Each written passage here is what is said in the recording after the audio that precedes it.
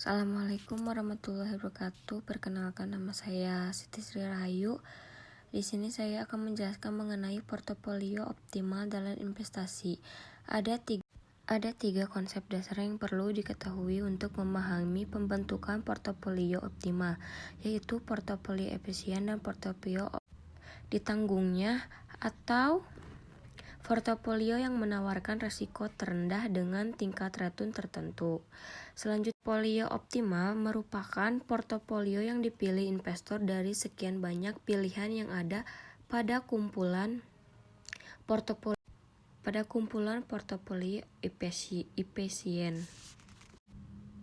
Fungsi utilitas juga bisa digambarkan dalam bentuk grafik sebagai kurva indiferen.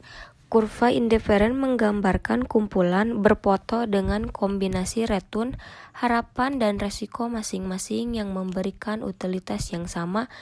Utilitas juga bisa digambarkan dalam bentuk grafik sebagai kurva indiferen. Kurva indiferen menggambarkan kumpulan portofolio dengan kombinasi return, resiko yang lebih tinggi. Seorang investor semakin enggan terhadap resiko, maka pilihan investasinya akan cenderung lebih baik pada aset yang bebas resiko. Aset bebas resiko sendiri memang aset-aset yang tingkat return aktualnya di masa depan masih mengandung ketidakpastian. Salah satu contoh aset beresiko adalah saham, sedangkan aset bebas resiko merupakan aset yang tidak returnnya di masa depan sudah bisa dipastikan pada saat ini dan ditunjukkan oleh varian return yang sama dengan 0.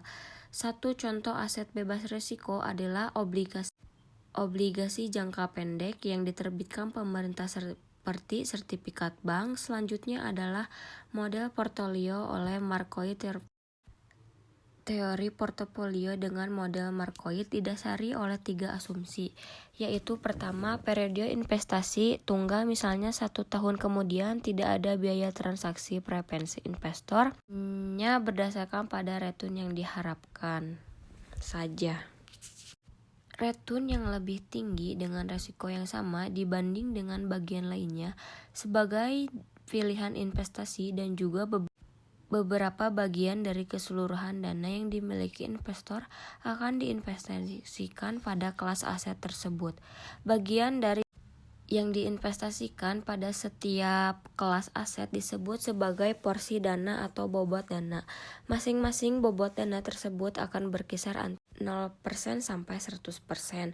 Pemilihan portofolio optimal didasarkan pada preferensi investor terhadap return yang diharapkan dan resiko yang ditunjukkan oleh kurva indiferen. Memilih aset terhadap return